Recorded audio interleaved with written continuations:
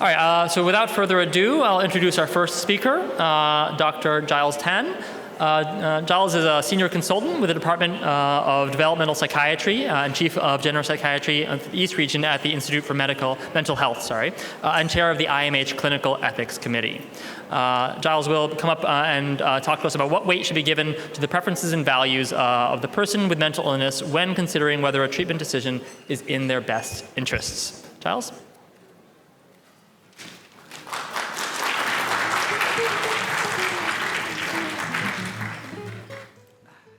Thank you, Owen, for that very kind introduction, and thank you to Centers for inviting me to share during this ethics conference. It's always the highlight of my academic year being able to attend an ethics conference, and I think given this year where SMC also recognizes that ethics is part of the CME requirement, so I'm more than happy to be part of this process. So I've been given this topic to share on the weight that we should be giving to the preferences and values of people with mental illness, especially when considering their treatment, which is in their best interest. So allow me to go through some of the thoughts that I had regarding this topic. I felt that it was important that we also cover a bit of the mental capacity aspect first, because that determines which path we then go down. I'm grateful that Titus had earlier shared on the Mental Capacity Act, so I shall go through this quite quickly. I will then sort of delve a little bit more on the preferences and values that we should accord to patients with mental illness, and then discuss some of the best interests and regarding treatment decisions that we undertake. I will then briefly move on to talk about coercive treatment, because that is sometimes a part of mental health care. And when there's coercive treatment, then usually then there is very little regard then paid to the patient's wishes and preferences. And then I'll finish off with a short case discussion of a patient of mine to illustrate some of these aspects that I've gone through. So it's very interesting to attend an ethics conference, because I feel that's where there's a convergence of ethics and its ethical principles that we follow, and at the same time look at the legal requirements that we are compelled to comply with, and also our professional practice and how all of them come together. I'm sorry there's a bit of a sort of a booming sound coming from the mic, so I'll just try to give it a bit of distance. So I shall go on to first briefly cover the Mental Capacity Act, which essentially is fundamental for our decision making. Even in mental health, most times we use the Mental Capacity Act, and most of you probably will be more familiar using it in a physical health setting. But likewise, in mental health, the Mental Capacity Act also applies. When capacity is present, then it is the individual's rights and choices which should prevail.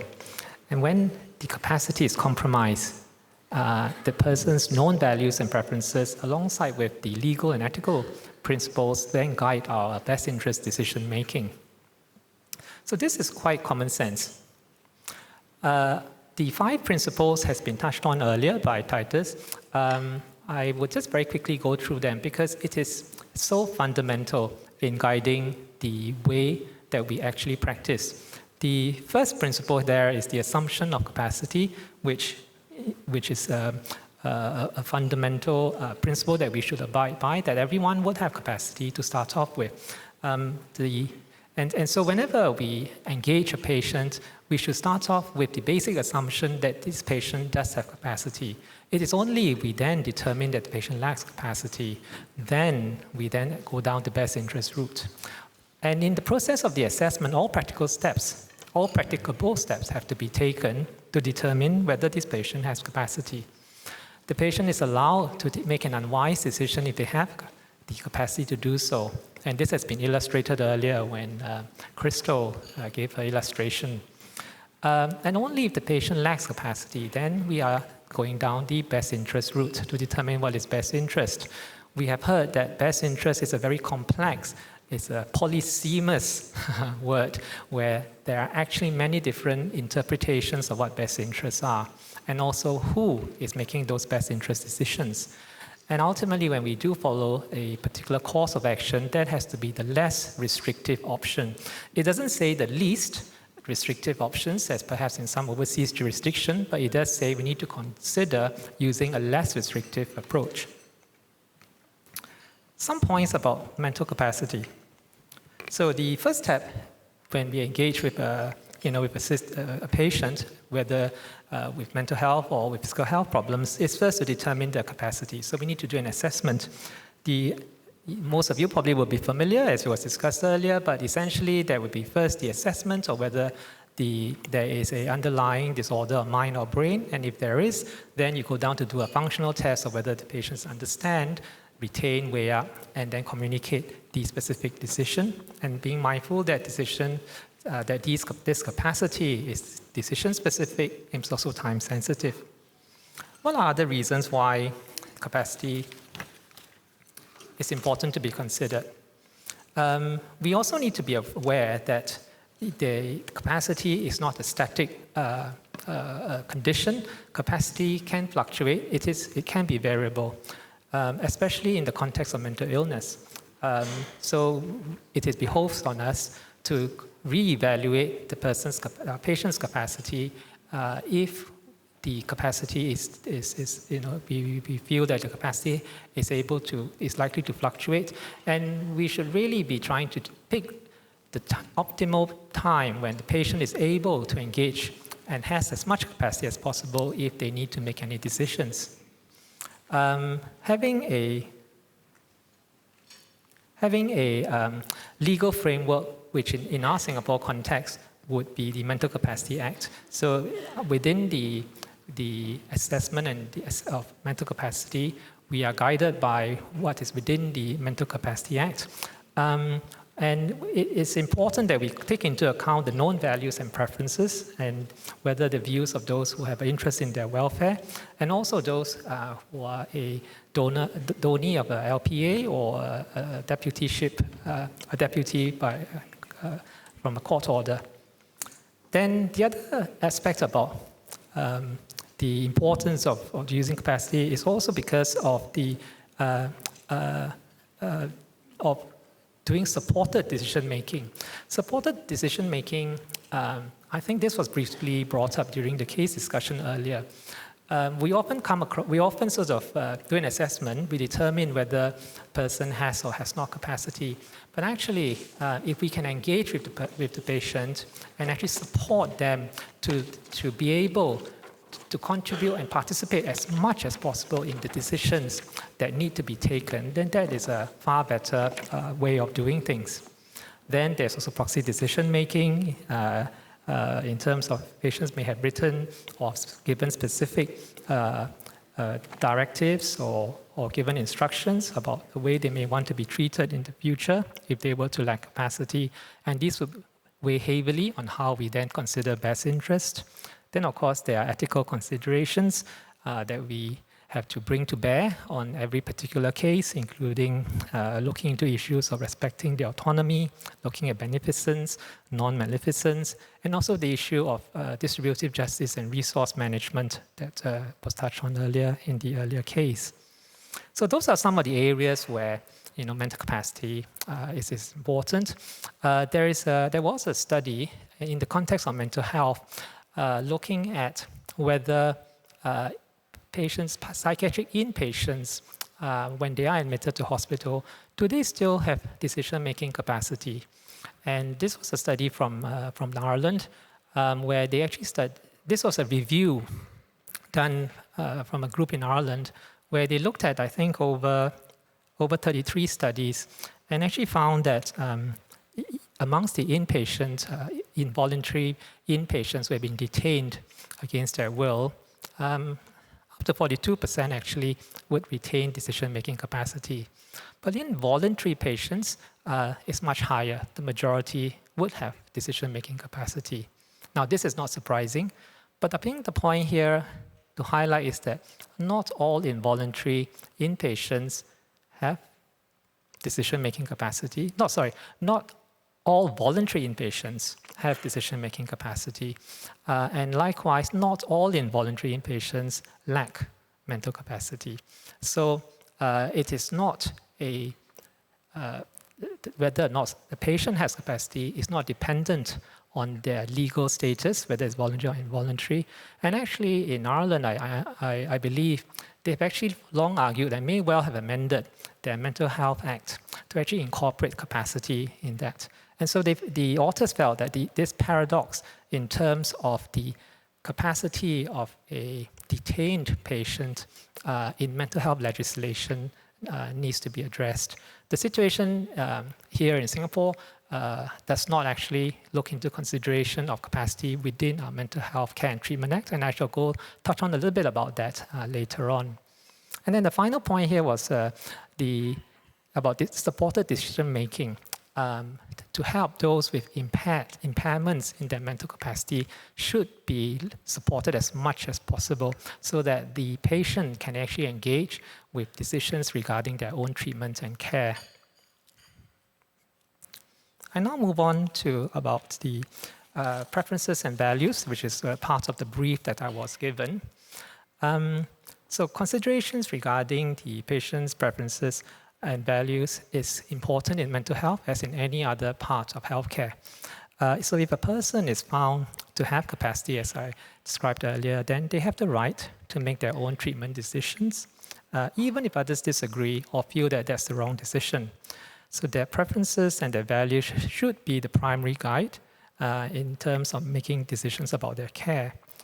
This applies, as I said, to physical or mental illness. Now, so why is it important to consider preferences and values of our patients? Firstly, autonomy and respect. We respect the autonomy of individuals, including those with mental illness. And this is a fundamental principle of healthcare. So even if mental illness affects decision-making capabilities, it is still important to recognize and respect the individual's values and preferences as much as possible. So even if the patient is unable to make a particular decision, but we know their preferences and values, then any decisions that we make should be aligned as much as possible with it. The other argument for respecting the preferences and values of our patients is because it's more person-centered. Treatment plans that align with the patient's values and preferences are more likely to be effective. This is because such plans are better received by the patient and also fosters better cooperation and trust with the clinicians during the treatment process. With regards to quality of life, the individual's perception of their quality of life is closely tied to their values and preferences. Decisions that align with these aspects are more likely to enhance the individual's overall well-being and hence their quality of life. The next aspect to consider is legal and our ethical obligations. As I have talked about earlier, there is the Mental Health Act, and there's also the Mental Capacity Act that guides us in our treatment and sometimes compels us to follow certain steps. In terms of balancing risk and benefit, now this is particularly relevant in mental health. So whilst the preferences and the values of the person are important, they need to be balanced with the clinical assessment of the risks and the benefits to the person. And in the Mental Health Act, it also considers risk to others as well. So in some cases, particularly in more severe mental illness, it may necessitate decisions that prioritize safety and clinical efficacy over personal preferences of the patient. The next point here is on involvement of family and carers. That is a very important aspect.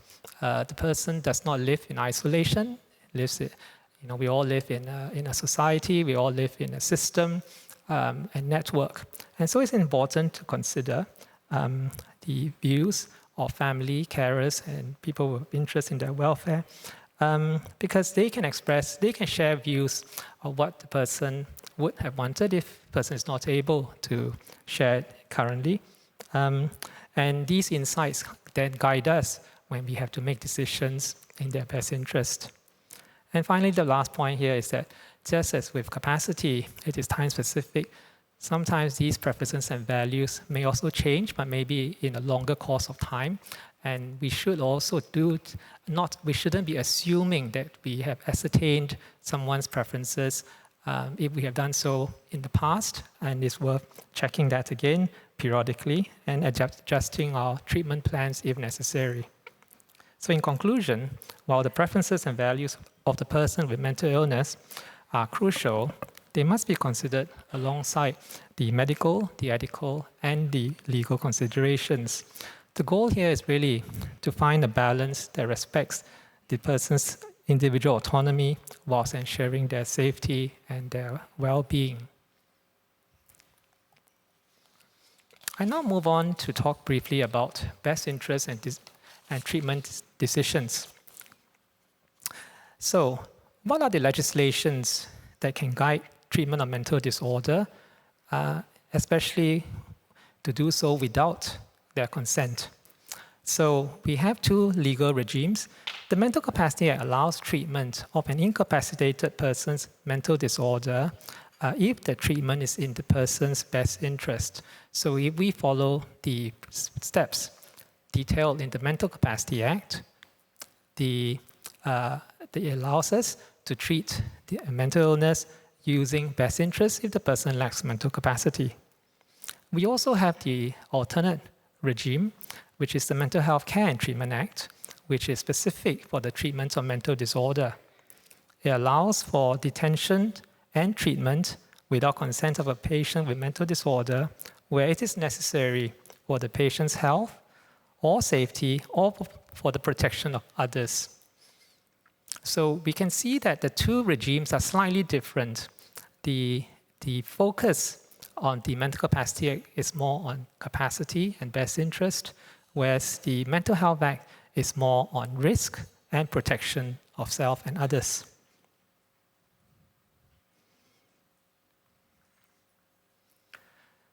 Now we come to best interest. And best interest is more specifically narrowly defined in the Mental Capacity Act, but we have also heard earlier this morning about best interest being needing to be a more holistic concept that embraces many more aspects of in decision making. So the MCA, Mental Capacity and Best Interest treatment decisions are focused primarily on the individual patient, whereas in the Mental Health Care and Treatment Act, the decisions are broader and include the protection of others.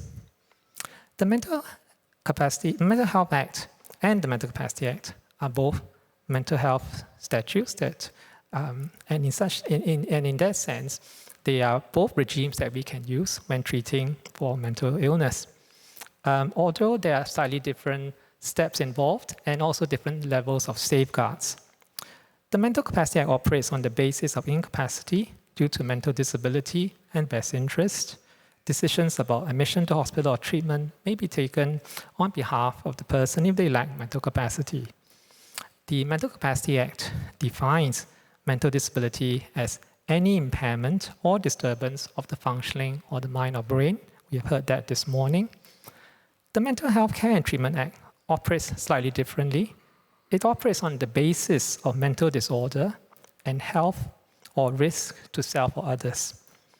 The definition of mental disorder is more broad. The definition of the mental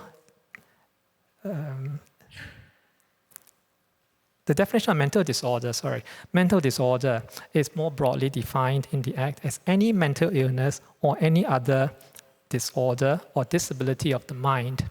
Now, these definitions sound very vague, but I think it was the legislative intent that it was deliberately left vague so as to be able for clinicians to apply the definition of mental disorder on patients that actually need the detention and the treatment powers under the Mental Health Care and Treatment Act. So once we accept that the best interests include interests beyond the individuals to others, then it now opens the way for social values to influence decision-making, especially on the part of the decision maker.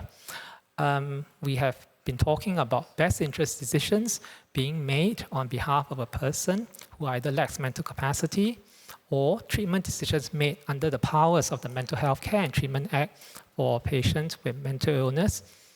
These are decisions, treatment decisions being made by the decision maker.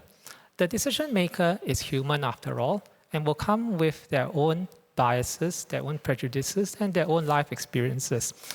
So the social values, the values and preferences of the decision maker matters as much in the actual decision that is being taken under as best interest, and we need to be very mindful of that. I now move on very briefly in the final part of this presentation before I do a brief case sharing on coercive treatment. In the treatment of mental illness, a mental disorder, coercive treatment can be used. It is allowed because the Mental Health Care and Treatment Act allows the use of treatment against the patient's wishes if it is mental disorder, if they suffer from a mental disorder, and that they need treatment in their own health or for the safety of themselves or others. So what are the justifications for coercive treatment? So this was a paper from Karolinska in Sweden, which looked at some of the ethics of coercive treatment.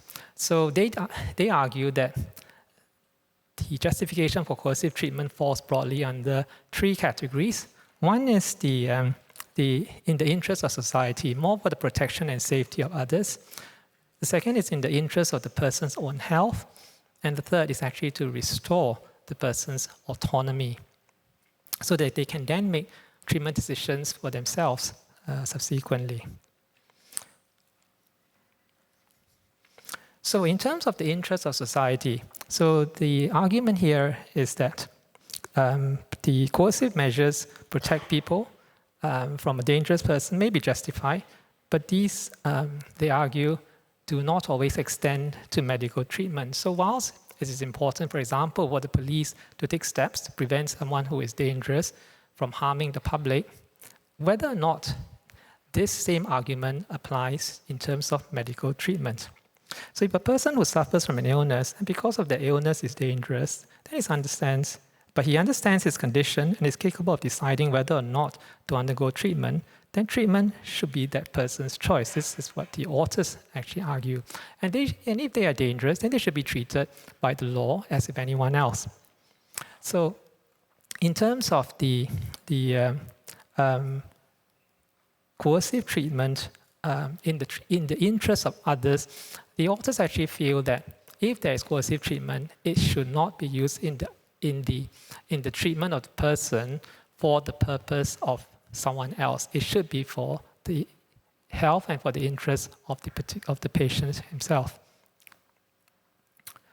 So they also cite some recommendations or guidelines, mostly in the Western countries. The European Council's Convention on Human Rights and Biomedicine states that when a person who has a serious mental disorder may be involuntarily subjected to treatment only where, without such treatment, serious harm is likely to result in his or her health. So it is very focused on the benefits accrued to the patient himself. The World Psychiatric Association, in its Madrid Declaration, stated that the treatment must always be in the best interest of the patient. And so it gives less focus on the need to treat for the protection of others. The second argument here is in the interest of the patient's health, which is what we have heard some of the guidelines emphasize. So it's always been the consequence of the patient's health should really govern our medical interventions. It's often argued that coercion is justified if there's a considerable risk that the patient will suffer physical or mental harm if they are not treated. I think this is the common approach that we all take in terms of wanting to help our patients, wanting them to get well and not suffer harm. from the illness. The authors here counter that while expected good results for the patient's health might be a necessary condition for coercive treatment in psychiatry, it's not always sufficient. So they argue that we should go beyond that and actually have very much stronger reasons if we are going to coercively treat the patient. And finally, they argue that to restore autonomy. So the psychiatric disease, as we know, can render the patient to lack insight into their illness and hence impair their capacity. If there is no insight into the condition, they may not believe that they even have an illness. They may not believe that they need treatment for that illness. The authors here argue that restoring the autonomy, if it is lacking, should be an important goal when treating a mentally ill patient. And the restoration of autonomy, they argue, should be the only permissible goal for coercive psychiatric treatment. So they are very, thank you. So the use of coercive treatment here is argued that primarily should be focused on restoring autonomy to allow the patient then to be able to make decisions for their own treatment. And it should not be used in terms of considering perhaps other considerations, for example, safety or others. So whether a patient is autonomous or not. So a patient may be mentally ill and nevertheless be capable of autonomous decision making. So we need to remember that mental disorder does not rob the patient of all their faculties. So what do we do then? If we have this patient who actually is capable of making decisions about their treatment. So whether or not a patient is autonomous or not, that depends on some conditions.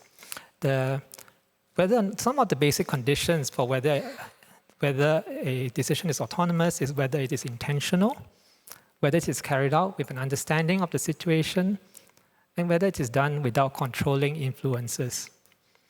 In the medical context, a decision is ordinarily regarded as autonomous. This is the BMA definition, British Medical Association, where the individual has the capacity to make the relevant decision, has sufficient information to make the decision, and does so voluntarily.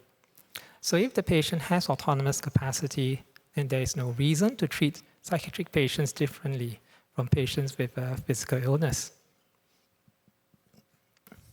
So I have briefly covered some of the areas in terms of capacity, preferences and values, best interests and treatment decisions. I now just close off with sharing of a short case, a patient of mine who I've been seeing for several years. So Denise, her name has been changed and some of the details here have been modified to protect confidentiality. It's a 27-year-old Chinese female. She first presented to the hospital at the age of 22. She had been unwell after going on a holiday with friends. She came back feeling very energetic, had a strong urge to constantly do things, was very irritable, had lots of ideas, was speaking with pressured speech, and wasn't sleeping. But she wasn't aggressive or psychotic at that point.